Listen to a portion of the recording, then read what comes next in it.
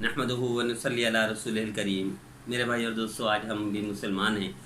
ہمارے کابر، ہمارے بڑے، ہمارے اسلاف اور خصوصاً صحابہ کرام رضوان اللہ تعالی عنہم اجمعین کے ساتھ جو اللہ نے مدد دی، وہ آج مدد کیوں نہیں آتی؟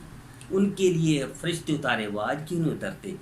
جیسے ان کے ساتھ اللہ نے رحمت کا، کرم کا معاملہ کیا، آج کیوں نہیں آتا؟ میرے عزیزو، فرق ان میں اور ہم میں یہی تھا، وہ کامل فرمانبردار تھے، ہم کامل نافرمان ہیں، آنکھوں سے، زبان سے، کان سے، دل سے، رات دن، بازاریں، بچے چھوٹے نافرمان ہیں۔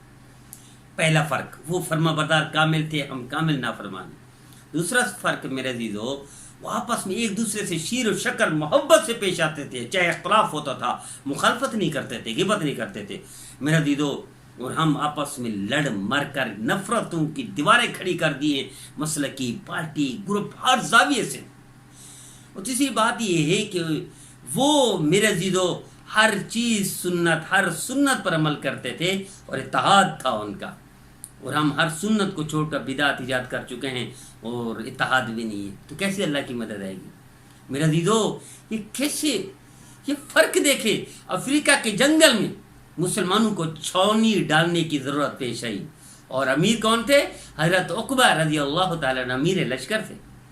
تو میرے عزیزو، جنگل میں جہاں قسم کے درندے تھے، موذی جانور تھے، باکثرت تھے، حضرت عقبہ رضی اللہ تعالیٰ عنہ اس جگہ پر پہنچے جہاں پڑاؤ ڈالنا تھا، اعلان فرمایا، اے زمین کے اندر رہنے والے جانوروں، درندوں، ہم صحابہ کی جماعت اس جگہ رہنے کا ارادہ کر رہی ہے، تم یہاں سے چلے جاؤ، اگر اس کے بعد ہم نے تم کو یہاں پایا تو تمہیں قتل کر دیں گے۔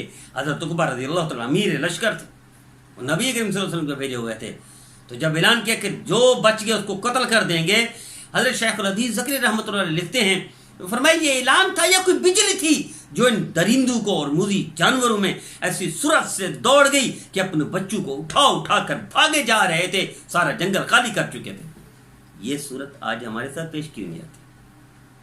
یہ جانور ہمارے تابع کیوں نہیں ہے؟ یہ اتباع ہمارے ساتھ کیوں نہیں؟ کیوں ہمارے ساتھ وہی فرق ہے میرے عزیزو، وہ مکمل فرما برداری کرتے تھے، ہم مکمل نافرمانی کر کے مدد چاہتے ہیں، اللہ کی کیسے ملے گی؟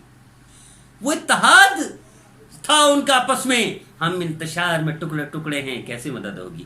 وہ آپس میں محبت تھے، اشداء علی الکفار رحماء بینہم، اشداء علی الکفار، کفار پر سخت تھے، رحماء بینہم، آپس میں شیر و شکر محبت، بے پناہ محبت تھی۔